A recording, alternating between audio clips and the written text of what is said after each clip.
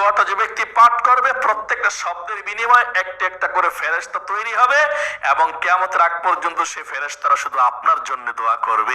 কত বড় ফজিলত! আল্লাহু আকবার।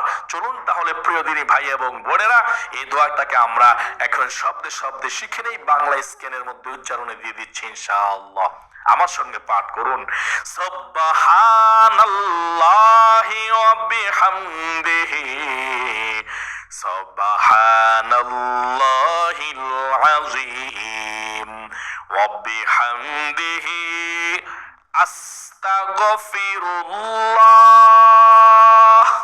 সুবহানাল্লাহি ওয়া বিহামদিহি সুবহানাল্লাহিল আযীম ওয়া বিহামদিহি আস্তাগফিরুল্লাহ।